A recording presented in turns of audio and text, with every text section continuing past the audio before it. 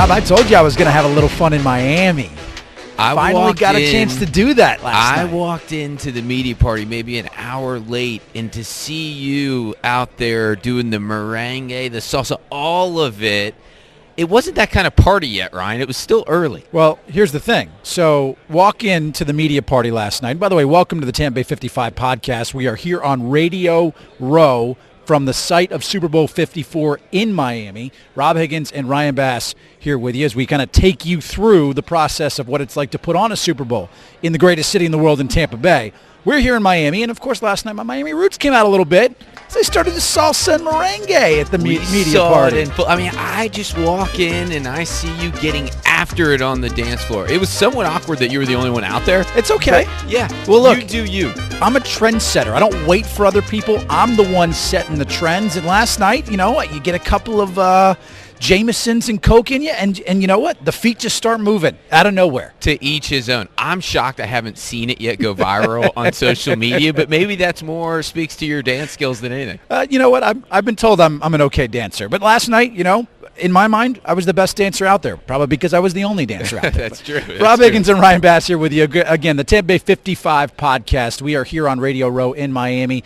Got a ton of guests lined up for today. This is going to be an awesome show, by the way, as we are episode 3, day 3, I think, down here. I'm losing track of my days, Rob. I think it's starting to blend together, but it's all good. It is absolutely buzzing. I mean, to think that it's only Wednesday right now. It feels like we're already approaching Sunday, but we are learning a ton as we keep referencing, taking a ton of notes and pictures, and it's going to culminate really come Sunday and then Monday with the handoff when it comes to officially get on the clock with us. Going to be a lot of coverage at that handoff from Miami to Tampa Bay on Monday. I'm sure our buddy Rick Stroud will be in the building as well from the Tampa Bay Times, longtime NFL writer. He's been in the game for so long, Rob. He knows Tampa Bay better than anybody does. He's been in a ton of Super Bowls. He has such a unique perspective to share with us, and it's good getting a chance to visit with him now. I'll tell you one guy who wasn't at the media party last night. It's not because the train stopped him from getting there. Was the one Rick Stroud of the Tampa Bay Times, longtime NFL writer, of course, covers the Buccaneers for the Times as well. You didn't have to deal with that train situation yesterday. I didn't, although the traffic is enough in South Florida. I wasn't ready for that. So, being a lifelong Tampa Bay resident, I appreciate what we have. Sometimes you get stuck there too, but boy. Nothing like this traffic in Miami. We've told the NFL there's two things. We don't have rain and we don't have traffic. Exactly. Now, we'll see what actually happens come a year from now on both of those fronts, but those are the promises that we make to get the Super Bowl here. Well, the great thing is that the Super Bowls in Tampa, as you know, they just seem to be so more centralized, in terms of where the convention center is and the hotels and, of course, the airport and the stadium. I mean, you got the best setup in the world, right? So, I mean, we appreciate that because we go to some. It's true, though. I mean, I've been to over 20, 25 of these things, and I'm just telling you, there's very few cities that can compartmentalize it that well to where you're not out on the road and driving from, Fort Lauderdale or parts unknown, to try to get here. As a media member, is that what your top priority is? We're trying to look, like all week we've been looking at from all the different end user perspectives. So we've talked to players and we've talked to fans and we've talked to volunteers. From a media standpoint, when you prioritize the great Super Bowls, I know it's hard to be unbiased in this deal, but what do you go through in your mind as to what makes up a great Super Bowl? Listen, first and foremost, I'm okay if they never have one where there's no palm trees. Okay, I think palm trees is we'd sign up for that. That's the number one requirement. If they have palm trees, I'm down. And sunshine. I like sunshine. Well, that usually goes side by side.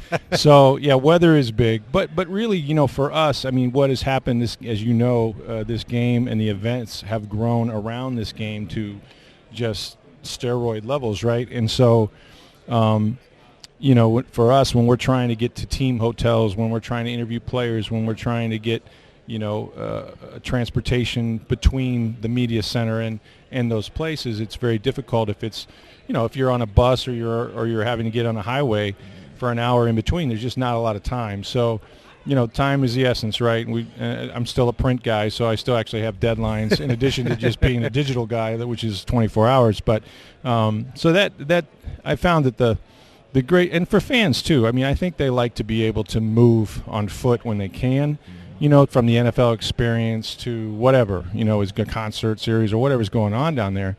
so where you're not having to, navigate more than one parking space and that sort of thing. But look, I'm biased. I know the Tampa Super Bowls we've had and the big events we've had down there, and I think it's the best place in the world for it. I really do. Rick, you've got 25 Super Bowls under your belt. You said you've been doing this a while.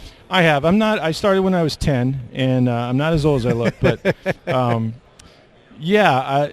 was right out of college when the Raiders played the Redskins in the first one at the old Sombrero, and I don't know how I got to the game. They let me go. I was covering high schools, but we had like everybody on the staff. We had like I think about a 50-page section the next day. I mean, that's how ambitious that was. But I've done a lot of these. It's kind of mind-bending to think about, some of the Rose Bowl with Michael Jackson and some of the entertainers that have come through and really just to watch this game and this event just mushroom into well over a week-long celebration. It's really something. Do you have a favorite? I mean, 2009 was obviously a spectacular finish in Tampa. Antonio Holmes making that catch in the end zone. When you reflect over all the Super Bowls, is there something that pops out right away? Well, yeah. Look, the last few, going back to, again, my perspective when I'm trying to write stories about these games is that you had a game with the Patriots that was back and forth in Seattle. And it looks like all they have to do is hand the ball to beast mode, and we've all written our story that this is the end. This might be the end of the Patriots, and Seattle wins, and then everybody. There's an audible gasp when they threw the interception in the end zone, and the game is over. So now you're kind of ripping things up, and then of course, who can forget 28-3, right? The Falcons with that lead and the greatest comeback ever. Had about 3 different stories that day, and so there's been some incredible games. For years these games just seem to be not competitive. There's a lot of lopsided scores, but of late, they've been pretty close for the most part. In addition to covering a heck of a lot of Super Bowls, you've been covering the Bucs a long time. Yeah. We were fortunate on our very first episode. We had Brian Glazer on there, and we talked to him not at length, but I will say it pretty quickly towards the end, and we made reference that we would certainly sign up for the Bucs to be the first team in the Super Bowl next year. What are your thoughts? It felt like the season was a turning point. It felt like the season was a turning point. Well, I mean, look, sometimes you can feel momentum. I mean, we felt that, back in the day when Tony Dungy got here, they had, a strong finish at the end of 96, and then 97 made the playoffs, and they were in the championship in 99 and eventually won the Super Bowl. That can happen, but every year is different. They've got some major questions to answer, not the least of which is the quarterback. And but I will say that they made big improvements. I love their coaching staff. I think it's one of the best coaching staffs they've had in years. Bruce Arians has brought some really good coaches here. They had a nice draft. They've had a couple good drafts they put together. You're never that far away. I mean, look at the 49ers. We're 4-12 now. Garoppolo was hurt. They get him back, but you just keep adding. You just keep building, and then one year, you gotta punch through. It's been 12 seasons since they've made the playoffs. So let's see if they can get there. All those other teams have questions. Is Drew Brees going to retire? Is Cam Newton going to be back? I mean, this is the time where they could make a move in the NFC South, and second year under Bruce Arians, it should be better. We'll see who their quarterback is for that Super Bowl run next year in 2021. Rick, thank you so much. Your experience, your expertise, you've been doing this a long time. Big fan of your work, man. Glad thank you so much for joining us. You bet. Man, wouldn't that be something? The Bucs in the Super Bowl in 2021 playing in their home stadium. Good to hear from Rick Stroud on the podcast. We got a lot more coming up. Talk a little WWE. Wrestlemania is coming up in April. You're not busy at all, are you, my friend? Oh, no. Fourth city ever to host both a Wrestlemania as well as a Super Bowl, all within like a 10-month time frame. And to think we got a chance to catch up with the Big Show, who lives in Tampa. He's really excited to talk about WrestleMania as well as their relationship with the Special Olympics, and we were fortunate to have a Special Olympic champion, Michelle Cannizzaro, with us, and it's a great conversation. Yeah, those two are amazing. You're not going to want to miss that interview because the chemistry they have and the connection and just how special they both are, not just to the community here in Miami and in Tampa Bay, but really nationally. The message that they're spreading is really inspirational. So they'll join us in a little bit, and then we'll kind of give you an idea of what Rob's schedule is going to look like, because as we get closer to Sunday, Rob, I know your schedule starts to fill up more and more. It's already been a pretty good sprint and going at a pretty high rate here, but it just keeps picking up as more and more people come into town. We're starting to build the overall game plan. I think we had this bid vision, but we're learning what Miami's doing too, and trying to take the things that we really like and fold those in as well. All right, back to the most important thing on the agenda, the media party, because of course that was my specialty last night. I went into that building, and by the way, it was held at the Port of Miami. Unbelievable backdrop. I need you to do me a favor, Rob. I need you to next year try and one-up the city of Miami, because we were out on the port. They had a little casino set up, of course, fake money, but still a little casino set up, open bar. The food was fantastic. Did you try the ceviche? I tried this. It was good. Wasn't it good? It was good. It was good. And now, we don't want to get into phenomenal. this Cuban sandwich war like we've We're had not with going Miami to. and Tampa. We're not going to. We know Tampa We've has a talked better Cuban feuds in the past. sandwich. We're not going to do that. We're not going to do that with ceviche or anything else.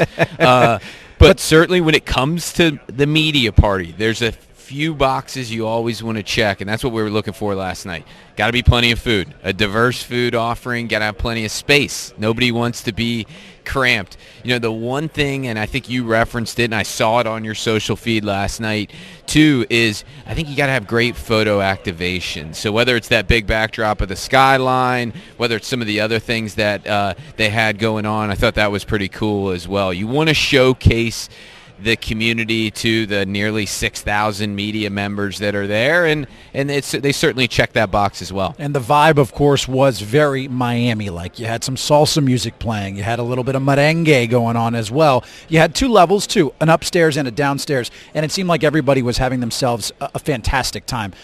When you're surveying that area, obviously you talked about certain activations and what you're looking at, but what goes into putting on an event like that? For what we talked about yesterday, 5,800 credentialed media members covering the Super Bowl. When you look at that type of event, how can you transition that to Tampa next year in 2021? I think it's really taking the lessons that we learned throughout and trying to get as much feedback as possible. So we got a chance to catch up with some of the media members, pick their brain a little bit about what they think a successful media party looks like. It really sets the tone for the media throughout the week. A bad media party can lead to a bad experience the rest of the way.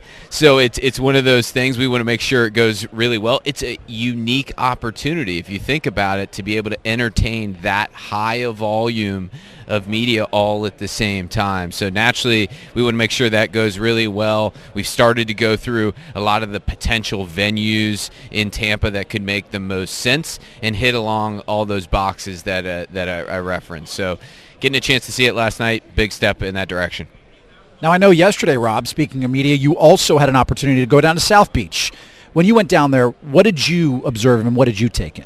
Well, you've seen this dichotomy of different setups. So last year in Atlanta, most of the national broadcast sets were either in Super Bowl Experience or in Super Bowl Live in Centennial Park. Here, you've got much more of the national broadcast broken out on that South Beach type of setup. So I had gone to Super Bowl Live on Monday and really taken a lot of notes and pictures around it and started to understand what they're doing activation-wise with Super Bowl Live. And then yesterday to walk South Beach and see a lot of those national broadcasts set up. And almost Fox this, is set up there. They've got the game this year. They've got a very big, massive field set up out there. Fox has a big setup. ESPN has a big setup. NFL Network has a big setup. And I got a chance to visit with a lot of the top producers there who, oh, by the way, we've already been in conversation with for the last year. We went and met with them in Atlanta, started to understand their needs.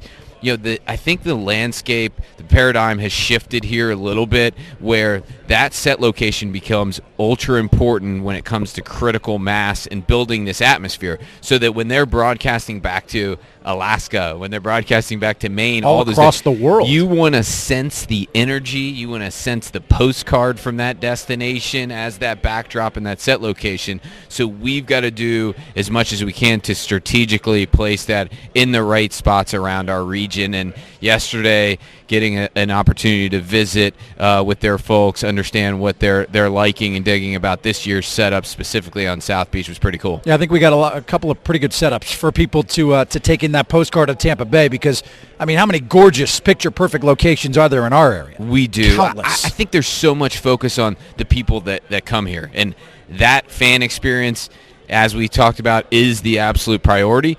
But what about the people watching from home? What can we do to make sure we compel them, give them reasons to come visit Tampa, whether it's for our next Super Bowl, whether it's for vacation. That's one of the massive tangible benefits when it comes to hosting the Super Bowl. And I know the Riverwalk will be a fixture of Super Bowl 55 in 2021, and that obviously you can't get a much prettier backdrop than downtown Tampa all along the Riverwalk from the Straz Center to Armature Works and Eulalie. You name it, it's down there for people to see what Tampa Bay is all about. You see the water in our logo. You see the water. You're going to see the water in everything we do, from previewing Water Street Tampa to what we do along the water with the Riverwalk. That's going to be a focus. That's a key differentiator for us as a community, not only when it comes to the Super Bowl, but just in general as well. So we're going to leverage that as best as possible, tying back to those national broadcast sets. You can bet it's going to be incorporated from that standpoint too. Hey, if the College Football Playoff National Championship in 2017 was any indication, people are going to fall in love with the city of Tampa because we host so many big events. We mentioned that College Football Playoff National Championship game, the Women's Final Four. Wrestlemania is coming in April, my friend. I know that you to have your head wrapped around that and then preparing for a Super Bowl, I'm sure, is stressful enough. But that event in itself is going to bring hundreds of thousands of people into the Tampa Bay area. It's going to bring a ton. And when you look at the way the WWE, what they do from a branding and storytelling standpoint is phenomenal. And there's going to be things that we've learned. I know we've talked a little bit about that we're going to learn about ourselves in April that's going to work really well in the overall Super Bowl 55 game plan too. So, that event is truly unique.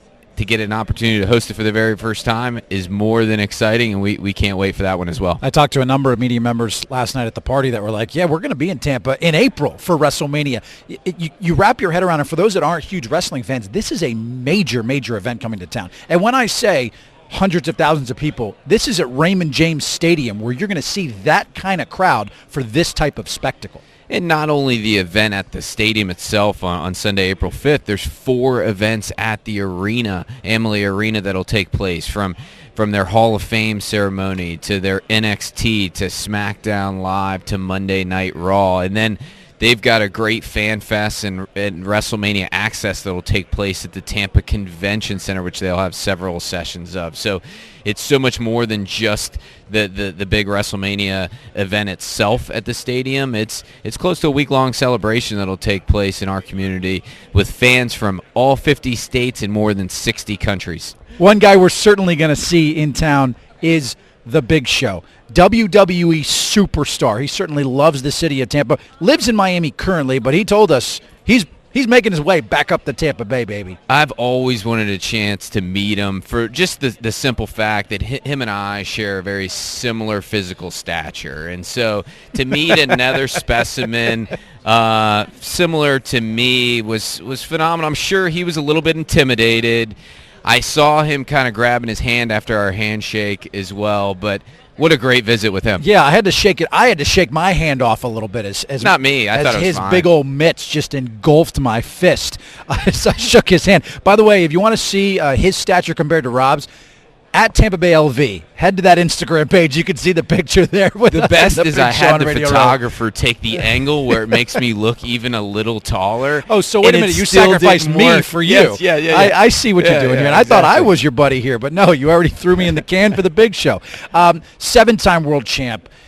Also really, really active in the Special Olympics and what he does as a global ambassador for that brand.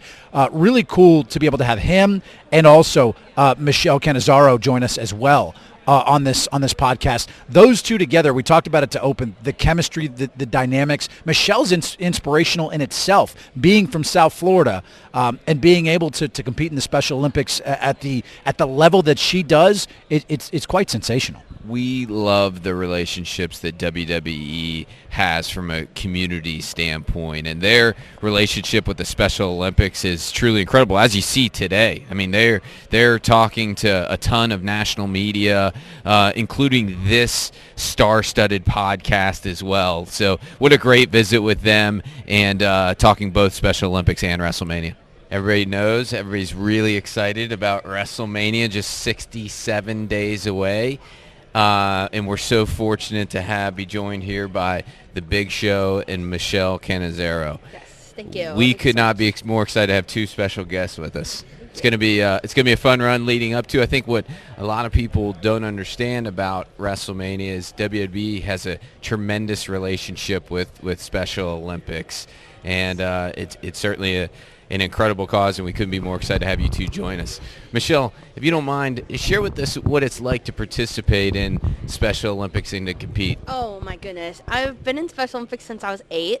So this year will mark 23 years since I've been in Special Olympics, and it just frees me from the real world. Like, it just brings me joy and just lets me be with all types of people and inclusion, and it just really brings that spark in me to like be like ready to compete, and I'm like, go for it because of all the inclusion, and it just really brings joy to my life. Paul, she's got some competitive fire, doesn't she? It's the winning. It's the winning too, Thank Michelle. you. I'm Thank gonna you. brag on Michelle a little bit. I'm going to brag on Michelle a little bit. You know, she's a 2-time Winter Olympics winner. Yes, I went in 2017. Now, very she's cool. she won in alpine skiing. She lives in Broward County, Florida. She trains on the beach with skis. Yes, that's right, we do. Now, that's a prime example of not making excuses of why you can't do something. She found a will, she found a way, but she trained so hard on the beach in the sand that when she got to the Winter Games, her cardio endurance was so much better than the other athletes. And you know how athletes are. Hey, what did you do to get in shape? How did you do that? The other athletes in her division found out what she's doing. They're implying the same methods because that's what a difference she made in her sport. Yes. So she's a trendsetter that way. She's a gold medal winner as well in the Summer Games. Yep. You know. Stand-up paddle, alpine skiing, basketball, volleyball, soccer, swimming, golf. 2-time athlete of the year. All that. Yep. 2-time athlete of the year And for Broward County. and an ESPY award winner. Michelle, Yes. your resume is pretty impressive. It's pretty stout. like I'm over here thinking like I need to go back to work and earn something. I'd say it's basically on par with the Big Show over here. Yeah, no, I have to say the Big Show was very impressive. Being our global ambassador, and I just like, it's such an honor to be here with him. And it's like, I'm wow. the one that's honored to be with you, Michelle. Well, She's thank already you. hit me up for a job now. Hey, So apparently, I mean, hey, when I retire as an athlete, when definitely. the Summer Games come around, her and I are going to have our own podcast. That I love week. that. So, Yes, yeah. 2022, Yes, that's her. Orlando. She wants to be a broadcaster. That's her next ambition. So- Yes. Glad you two are joining us here on the Yes. Tampa Bay 55 Thank you. podcast. I will say, Big Show, one of my first favorite memories of you wasn't necessarily in the ring. All right. It's the cameo you made in The Waterboy. How many times do people bring that up? A lot. It's funny. The Water Boy was one of those unique opportunities that has forever crowned my name and my presence with people. As people bring 8x10s and things to sign as Captain Insano. Hulk wanted me to be Captain Insano. That Captain Insano is a great gimmick, brother. You got to do it. I think he finally got tired of waiting for me, and he became Mr. America for a while. So I tried to explain to him I don't own the intellectual property. That kind of belongs to Adam Sandler. I mean, you know.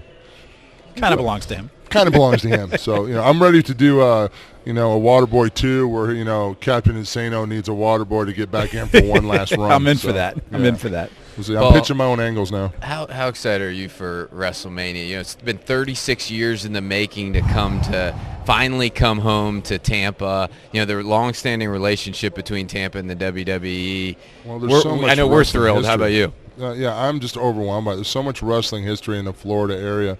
You know, from the Grahams who built, you know, Florida Territory, Dusty Rhodes, all these incredible athletes from Superstar Billy Graham. Hulk Hogan started in Tampa, the Tampa Armory, you know, went there and saw some of the shows, and that made him become a fan. And we know he changed our business completely and brought it to the next level, global presence.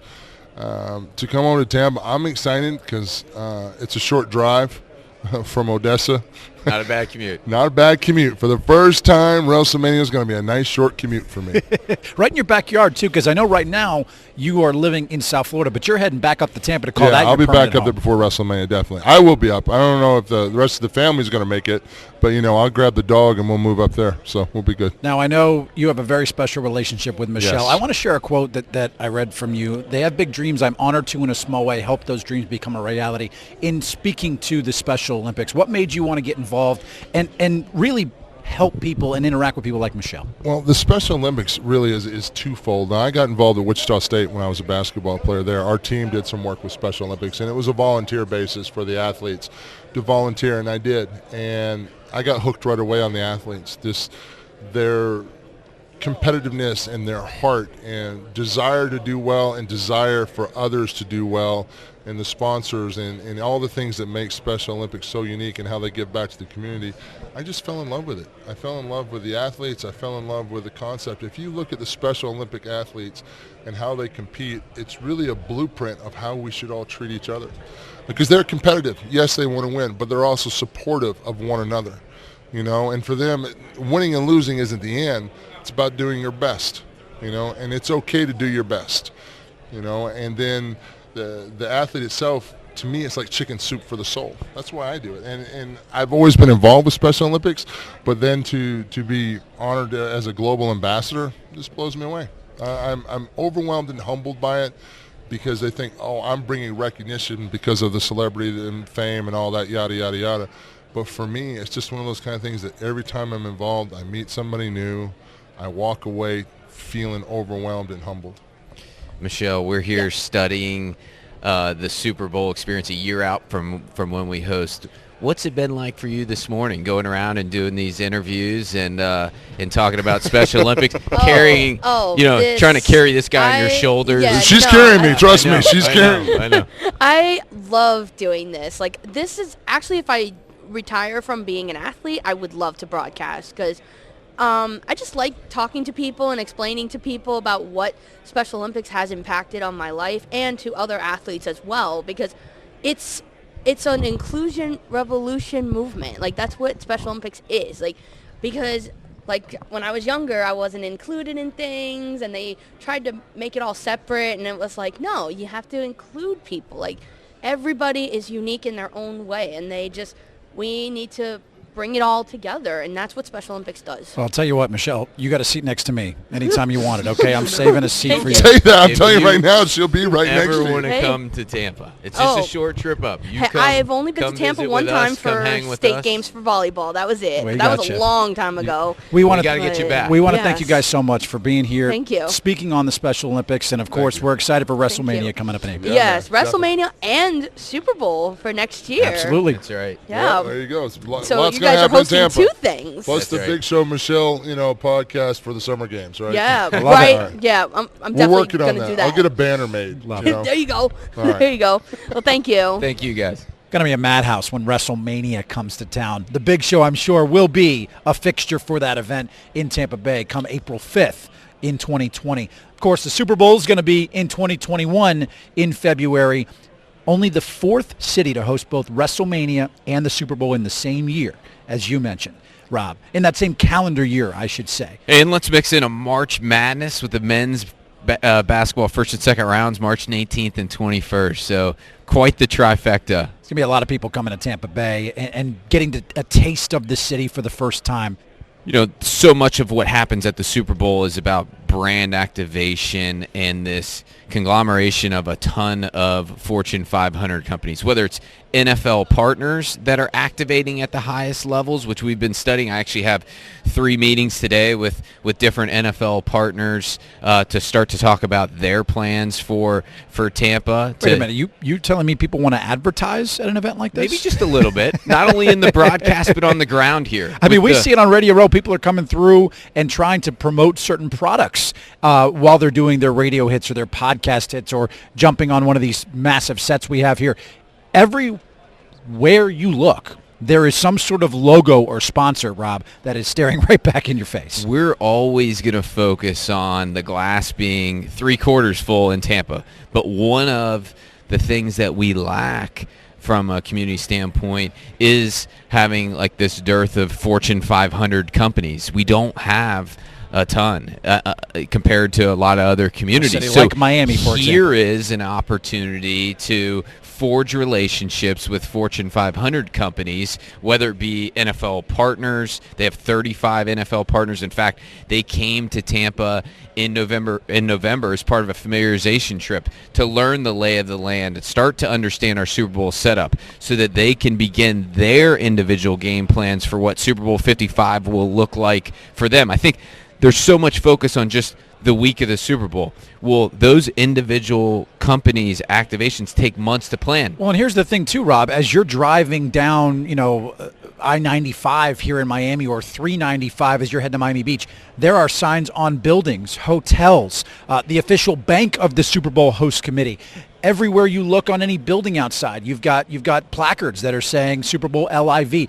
And everywhere in Miami, there is some sort of logo, as I mentioned, that you're looking at, and I'm sure when they're coming down to do those destination surveys, they're thinking, okay, where can our brand live so that people are seeing it when they're here in Tampa? And we're that local conduit. We have to make sure that they, as a company, understand that we are a plug-and-play community, that it's easy to do business in our community. So we serve as that liaison of sorts to help with those relationships, make sure that goes really smoothly. Like I said, this afternoon we have 3 different meetings, as well as a meeting with the NFL Partnership Department, just to compare notes from that standpoint. We're in constant communication with them. So we want to make sure that goes really well.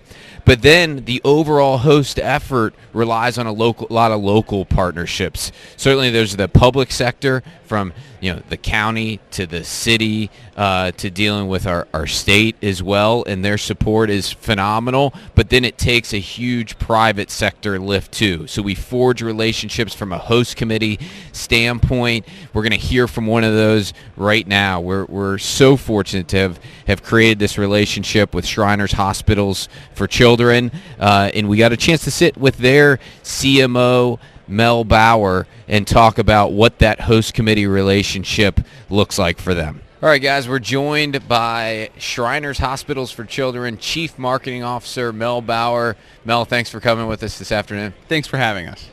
Mel, talk about the incredible mission of Shriners Hospitals for Children. For those that don't know, it's got such a unique and impactful mission, and we'd love for our listeners to learn more about it. Sure. In 1922, a group of Shriners decided they wanted to give back, and so they started a system of hospitals. Now we have 22 locations throughout North America, and we treat children regardless of their family's ability to pay.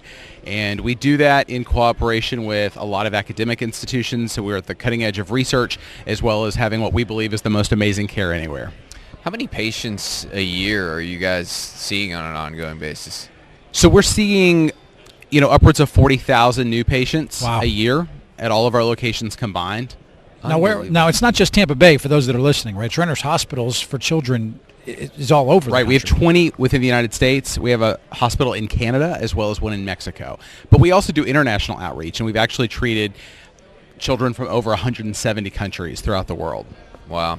Well, I'll tell you, you guys have been such an important member of the Tampa Bay community, and now we've got this big event in Super Bowl coming, and our Tampa Bay Super Bowl LV host committee is so fortunate to have forged a partnership with you guys. How excited are you for that? We couldn't be more excited when you bring the whole country to Tampa to celebrate the big game, but then also to highlight some of the local community partners such as Shriners Hospitals for Children, which has been headquartered in Tampa for almost 40 years. Yeah, these host committee partnerships have the chance to make a lot of impact as well as give back, and so we're so excited. I know from our perspective, we've had so many great meetings with you guys. We're lucky to have you now on the ground here, where we're going to do some tours, check out what Miami's doing, make sure we're really maximizing this partnership. Yeah, Mel, what will your perspective be while you're down here for Super Bowl 54 in Miami? So we want to see what the different activations look like and the different ways that people are utilizing this experience to draw attention to their organizations, to their communities. And what we want to do then is maximize the experience in Tampa to just shine as much light as we can on the mission of Shriners Hospitals for Children, as well as the Tampa Bay region. I know that Shriners Hospitals for Children is really interweaved through the community with the East-West Shrine Game, which was just played a few weekends ago in downtown St. Petersburg. How much has that event helped grow the brand of Shriners Hospitals for Children, and how proud are you to be a part of the community with that specific game? So we're so proud of the East-West Shrine Bowl. It has a 95-year history, and so we've just had some of the greatest players come through our doors during our history. It's been an amazing opportunity to partner with those athletes, to tell our story, and to bring our patients to the sidelines of that game every year. So it's been an amazing opportunity, a great vehicle for us to tell our story to those that might not encounter us in the work that we do in the hospitals each and every day. The other great connection that just continues to grow is your relationship with the NFL. And that partnership with the East-West Shrine game. For those that don't know, can you shed some light from that standpoint? Yeah, absolutely. We are excited to continue to enhance that relationship as we continually work to make that game as good as it can possibly be. The NFL is just a strategic, integral part of that, and we are so thankful for all of their support, and that game just gets better and better each and every year. Well, Mel, we appreciate you and trusting us with this partnership. We look forward to being great teammates. We're going to use these next 12 months together to make sure this partnership goes really well, and we're lucky to have Shriners Hospitals for Children as a partner of the Tampa Bay Super Bowl LV Host Committee. Thank you so much. We feel the same way. We can't wait for the big game next year. Our host committee partners have been phenomenal. It's a growing list. We're continuing to work with companies. It takes a team, Rob. It does. And those partners are so critical to bringing the Super Bowl to Tampa Bay. Let me give you a quick stat, too, for perspective. So back in 2009, our Super Bowl host committee partnership list was 13 companies. Fast forward to the College Football Playoff National Championship in 2017, and we had 96 partners. That's growth right there, my friend. It is. But we've got to have a lot of different companies come together versus just having a handful of them because we don't have that huge Fortune 500 base. But we've got to use this to leverage that platform to grow that Fortune 500 base with any luck. We're here on Radio Row in Miami, Super Bowl 54 coming up on Sunday. Had an opportunity to have a little fun last night, let loose a little bit at the media party, relax, settle into the week. You got a big night ahead for you tonight? Huge here on a Wednesday night night in Miami? Huge night ahead. What do you got cooking? I'm headed to Club 321. Oh, where's that? That's at my unnamed hotel for any stalkers out there, where I will be spending a lot of time with the NCAA bids that we have coming up. Back in the office right now, we have two guys that are absolutely grinding away with Jason Augie and Tony Diaz from our team. The UCF alum, by the way, Tony Diaz, charge on, baby. Had to work it in. We had a USF reference in episode 2. Had to work UCF in episode 3. Come Monday, February 3rd, the NCAA bid process hits the next phase where we submit our bids for the next round of NCAA championships. So they've been pulling a lot of it together. We've been emailing. Are we talking college football? Are we talking any sport for the NCAA? Really, it'll be Frozen Four is at the top of that list. For us, NCAA volleyball, a handful of Division II national championships in the next round of March Madness. We just were named a finalist on the women's Final Four, as I mentioned, too. So a slew of different bids. They've been pulling together a lot of the nuts and bolts on it. We've been emailing frequently. But tonight I've carved out a ton of time to spend, like I said, in Club 321 doing some bid work. And I'm sure you're going to be doing something similar. Tell us about what's on the docket for Ryan Bass tonight. I need you to make sure you take it easy tonight at Club 321. I'm going to hydrate. I need you back here ready to roll. As for me, I'm going to head to South Beach, where the other clubs are. So I'll report back on my experience from South Beach, maybe hit up the Clevelander, which, by the way, the Dan Lebitard Show, one of my favorite radio shows, they're right here next to us on Radio Row. They broadcast from the Clevelander. I think I'm going to go down there, hang out with Lebby and Stu Gatz and see what they got cooking. I'm going to need you to pace yourself. You're going to need to hydrate frequently, maybe a late-night pizza run, my friend. I mean, all the tricks of the trade. I could weave in all that into Club 3, the 321 experience, too. I hope you do the same. I can get pizza and tip. I'm going for a little arroz con pollo. That's what I got cooking tonight after South Beach. I like it. I'll Google that once we get done with the show. We'll tell you how our club experiences go tomorrow on the pod.